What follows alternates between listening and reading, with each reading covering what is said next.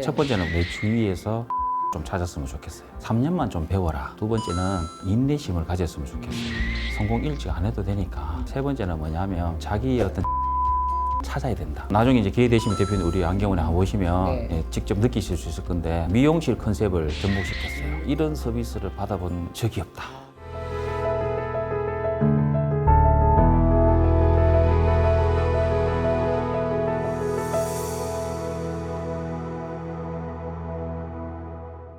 자, 사람이 살면서 홀로 서기를 해야 되는 건 어쩔 수 없는 운명인 것 같습니다. 어떤 부모를 만났건 우리는 언젠가는 홀로 서기를 해야 되죠. 근데 그 양상은 좀 다릅니다. 우리가 좀 서글픈 말로 금수저다, 흙수저다 이런 얘기를 했었는데 누군가는 충분히 지원을 받으면서 나오기도 하고 누군가는 준비도 안 됐는데 그냥 떨어져 나와야 되는 운명에 처한 사람들도 꽤 있습니다. 그게 옛날 얘기냐고요? 아니요. 사람 사는 거 똑같죠. 지금도 여전히 그렇습니다. 저나 오늘 나오신 이 저자분이나 똑같이 MZ세대의 자녀를 데리고 있고 또 MZ세대에게 무슨 말을 해줘야 될까에 대해서 고민하고 있습니다. 또 마찬가지로 MZ세대도 뭔가 부모로부터 들어야 될 말들이 필요한 시기인 거죠.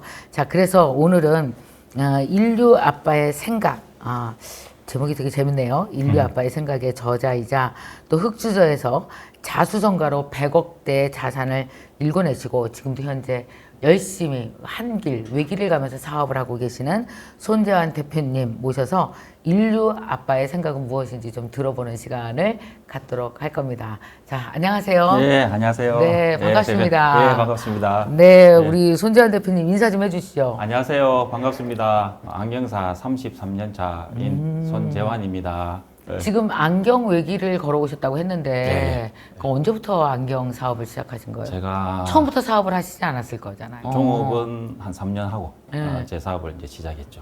그러면 그렇게 이제 남의 회사에서 일했을 때가 그죠. 몇 살 때예요? 제가 21살 때부터 21살 때부터 했죠. 그때는 안경사라는 직업이 어땠었나요? 그때는 초창기였어요. 네. 안경사 제도가 제가 안경사 2기거든. 안경사 면허증 2기 출신이에요. 그러니까 그때는 면허가 없었어요. 그럼 그 전에 옛날에는? 없었어요. 그럼 어떻게 배워요? 그때는 안경 그냥 그때 예전에 선배들은 그냥 도제로 그냥 어깨 너머로 어깨로 나중에 일반 그냥 기농공이죠. 아하. 자기 아는 사람 가서 대충 기술 배워서 이제 그렇게 하는 상태에서 안경과학과 정식적으로 이제 만들어졌죠. 그러면 이제 안경원에서 이렇게 안경사로 취업을 해서 있을 수 있어요. 네. 그런데 그 사업으로 끌고 사실 이렇게 힘든 상황에서 100억대의 사업체로 이끌어내고 이건 정말 쉽지 않았을 것 같은데 그렇죠. 어떤 계기가 있었어요? 아니면 이러는 동력이 뭘까요? 제가 이제 뭐 저도 이제 대표님 똑같지만 한 50년이 네. 지나면 되돌아보잖아요. 네. 되돌아보면 이런 생각이 야 이거 내가 진짜 했는 거 맞아? 내가 있는 자리가 이 자리 진짜 맞아? 하는 그런 생각이 들어요. 근데 진짜 부자 되신 거죠? 됐죠. 거의 보면 뭐 천배만배 부자 됐죠. 기적 같다. 기적 같아요. 내가 한번 다시 되돌리면 할 수 있을까 했을 때 못할 것 같아요. 아니 근데 그래도 어떻게 사업이 확 일어난 시점이 있을 거 아니에요? 언제가 있을까요? 이제 5월달 정도 될 것 같아요. 햇살이 네. 쫙 내려비치는데 유리창을 닦는데 문득 이런 생각이 드는 거예요. 내 젊음을 내 인생을 위해서 한번 살아봐야 되겠다. 이 사업 세포가 살아나셨네 그때. 만약에 내가 여기서 쫄딱 망하면 평생 종업원으로 살지. 그런 욕심이 하여튼 생각이 드는 거예요. 들었어요. 꿈이 생기셨네. 네. 그래서 이제 고향에다가 점포를 놓고 주위에 사람들 도움을 받고 오픈을 했어요. 오픈을 거기 가서 하면서 진짜 열심히 했죠. 또 지역에 연고도 있고 뭐 있으니까 예상은 5년 정도 하고 있었는데 4년 반 만에 네. 그 안경을 데리고 있던 직원한테 주고 팔고 대구에 올라왔죠. 그야말로 엑시스를 하셨네. 오케이. 그래, 올라와서 2차 엑시트. 그때 올 때도 뭐냐면 나는 내 목표가 대구에서 1등 한다. 오케이. 4년, 그것도 한 4년 걸린 것 같아요. 대구에서 거의 1등을 했어요. 야, 누구나 이제 대구가 엄청난 소비도시인데. 소비도시죠. 대단하죠. 경제 규모도. 예, 그죠. 그래서 한번 1등을 하고 또 거기서 만족 안 되는 거예요. 그래서 내 나이 40에 수도권으로 가야 되겠다. 2차 엑시트하고 서울로. 예, 다시 또 그때 하나씩 전진하는데 예, 막 군위에서 대구, 오케이. 서울로. 예, 도전장을 던졌어요. 그다음 어디야? 뉴욕 가는 거야 이제? 주기적으로. 예. 그래서 올라오면서 대한민국에서 1등 하고 싶다. 목표를 그렇게 키웠어요. 오케이. 그래서 이제 이거 준비하면서 보니까 내가 이 자리에 올 수 있었던 가장 큰 원동력은 도전의 마인드 같아요. 오케이. 예, 모험심이 만약에 그게 없고 그게 안 좋겠다라면 그럼 뭐 대구에서 1등하고 대구에서 아우 대구도 얼마나 큰 도시인데. 분이 있었을 것 같아요. 거기서 편안하게. 그런데 그 어떤 욕심이고 꿈이겠죠. 그런 걸 그럼요. 계속 키워보자. 그런 마인드 때문에 이렇게까지 할 수 있지 않느냐. 대부분 이렇게 일에 몰두해서 사시는 아버지들이 예. 그냥 자녀의 일은 엄마의 것, 오케이. 아내의 것. 예. 그리고 아버지들은 얼굴도 보여줄 시간도 없는 거예요. 사업에 바쁘다 맞습니다. 보니까. 예, 예. 대부분 다 그래요. 저도 그랬었어요. 직장을 다녀도 그래요. 예, 맞아요. 그러지 않았을까요? 예, 맞아요. 저도 그랬었어요. 정신없이 살아야 되잖아요. 예. 뭐 그리고 또 사업이 늘 잘 돌아가는 것도 아니고 뭐 이렇게 크게 뭐 자금적으로 어려우면 뭐 그렇죠. 스트레스 받으면 그렇죠, 뭐 그렇죠. 집에 못 가는 거죠. 뭐 이제 막 전우들이랑 밖에서 술 마셔야지 집에 어떻게 가? 막 다 그러잖아요. 예. 근데 어떻게 이렇게 아빠의라는 그 본분, 아빠의 사랑 이런 거 자녀 교육에 대해서 어떻게 관심을 갖게 되셨어요? 저는 이래 보면 뭐 사랑은 많이 준 건 안 것 같아요. 사랑은 많이 주지 않았는데 너희들이 살아가면서 어떤 큰 틀은 정해준 것 같아요. 아무리 바쁘지만 그래도 잠깐 있을 동안이라든지 이럴 때 항상 어떤 그것도 이치, 원리 이런 거는 어릴 때부터 가르친 것 같아요. 그래서 제 기억으로는 한 5살 때부터 가르친 것 같아요. 어릴 때부터. 그래서 또 예를 들면 어릴 때 제가 딱 가르친 건 한 가지밖에 없어요. 5살 때부터 애들한테 나는 착한 아이. 그거를 계속 시켰어요. 나는 착한 아이, 나는 착한 아이. 그걸 특별히 강조하신 이유가 있어요? 그 제 생각에는 착하면 사람의 가장 기본적인 덕목 중에 착한 게 가장 우선이라고 생각했죠. 근데 왜 사람들이 다 착한 사람은 승진도 못하고 독하고 악한 사람들이 먼저 밟고 올라간다 이런 얘기 진짜 많이 하잖아요. 그죠? 그럼 방법을 몰라서 그렇죠. 착한 것만으로 되진 않습니다. 네, 네, 예. 네. 하지만 성공하든 안 성공하든 착한 거는 기본이어야 된다는 제 철학이죠. 그래서 그거를 이제 어릴 때 가르쳤어요. 정말 사실은 아들들도 아들한테 물어보면 그럴 거예요. 우리 아버지는 세상에 저 상황에서 어떻게 이렇게까지 이뤄냈을까? 그 척박한 상황에서 경이로운 거잖아요. 사실 그 힘든 상황에서 이렇게 그 자산을 읽어가고 그렇죠. 아이들을 키워가고 자녀들에게 내가 이 책을 통해서 꼭 해주고 싶은 그 몇 가지의 레슨이 있다면 내가 인생에서 배운 걸 좀 내가 꼰대 소리를 듣고 라떼 소리를 들을지언정 나는 이걸 하겠다라는 거잖아요. 그렇죠, 지금. 그렇죠. 그래서 이 세 가지를 딱 꼽는다면 어떤 걸 얘기를 해주실래요? 네. 첫 번째는 뭐냐면 무엇은 일을 하든지 간에 내 주위에서 고수를 좀 찾았으면 좋겠어요. 고수를. 딱 그 고수 밑에서 3년만 좀 배워라. 오케이. 3년만 배워라. 네. 그러면 너희들의 인생의 어떤 미래가 어느 정도 보일 거다. 두 번째는요.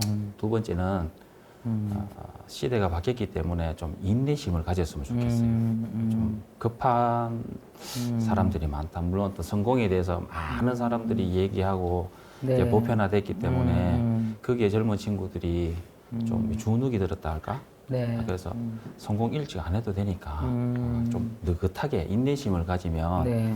성공의 기회가 분명히 여러분한테 올 것 같아요. 그 다음에 세 번째는 뭐냐면 어렵겠지만 자기의 어떤 차별화를 찾아야 된다. 자기만의 것. 네, 우리 때와는 다르다. 네. 어렵다고 하지 말고 차별화를 찾으면 되는데 이 사실 차별화 말은 쉽죠.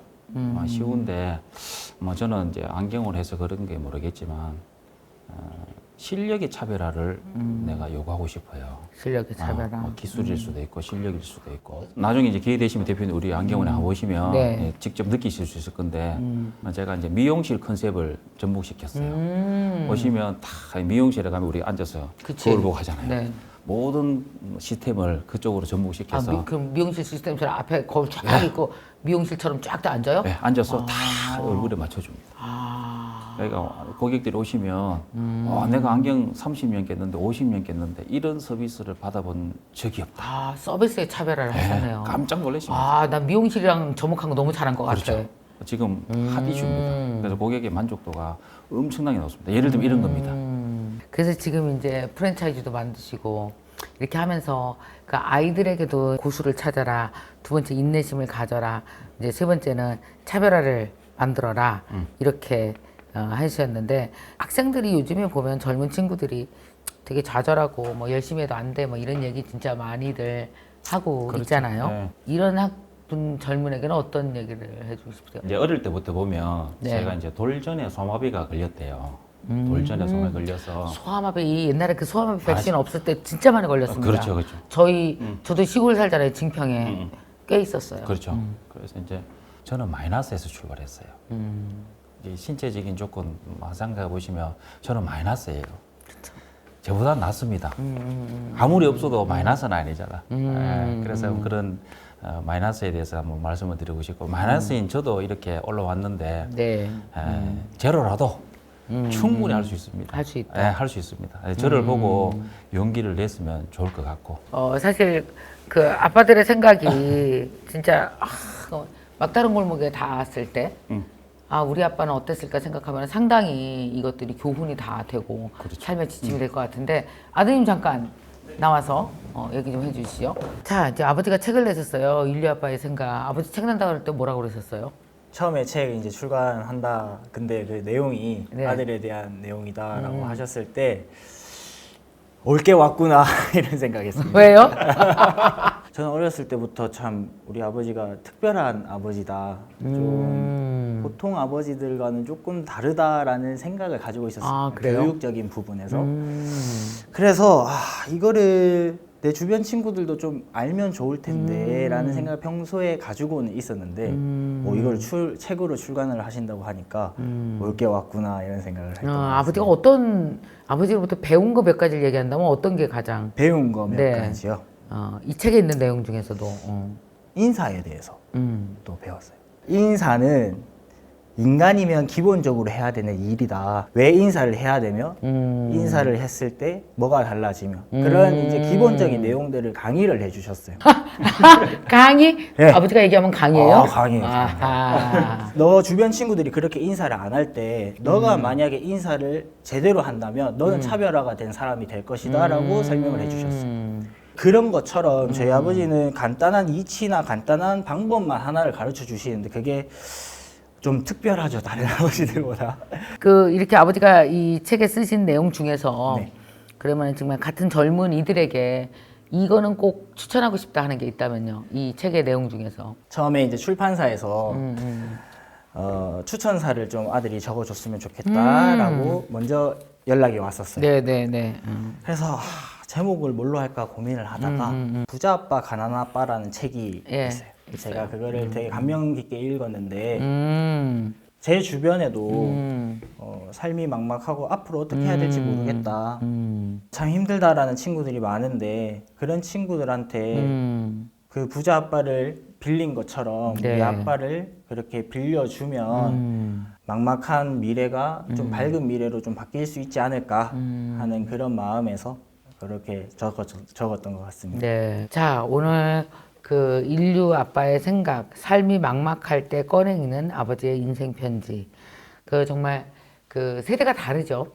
1960년대에 태어나서 지금 2023년까지 온 사람과 또 한 2000년도에 태어나서 혹은 뭐 90년대에 태어나서 지금까지 온 세대, 완전히 다른 세대입니다. 거의 30년 격차를 갖고 있는 세대가 말에서만 세대 차이를 갖는 게 아니라 몸이 달라요. 겪은 세월이 다 다르기 때문에. 다르죠.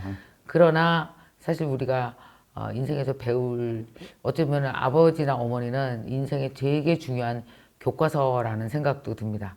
그래서 거기서 배워야 될 것들이 꽤나 많고요. 사실 이렇게 중요한 아버지로서 사시면서 자녀에게 내가 꼭 하고 싶은 말을 이렇게 또 용기 있게 책으로 써주셨고 거기에 자녀가 그걸 받아주셨고 그랬습니다. 여러분들이 이제 이 책을 통해서 뭔가 자신이 없고 삶에 대해서 어떻게 출발해야 될지 모르시는 분들이 정말 위로도 받고 만약에 혹시나 나에게 아무 말도 우리 아버지는 아무 말도 안 해 하시는 분이 있다면 그걸 아버지로 지금 말씀하셨잖아요. 우리 아버지를 여러분에게 빌려드립니다 했으니 이 책을 통해서 여러분들이 아버지를 빌렸다 생각하고 한번 아버지의 가르침 그리고 변하지 않는 행복과 성공의 어떤 법칙들에 대해서도 여러분 한번 생각해 보셨으면 좋겠습니다.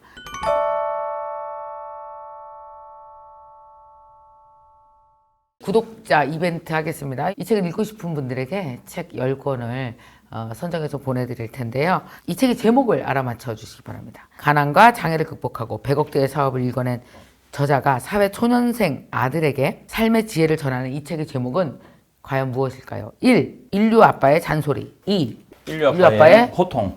3. 인류 아빠의 상상. 4. 인류 아빠의 생각. 자, 여러분 제목 적어주시면 10분 추첨해서 책 보내드리도록 하겠습니다. 감사합니다.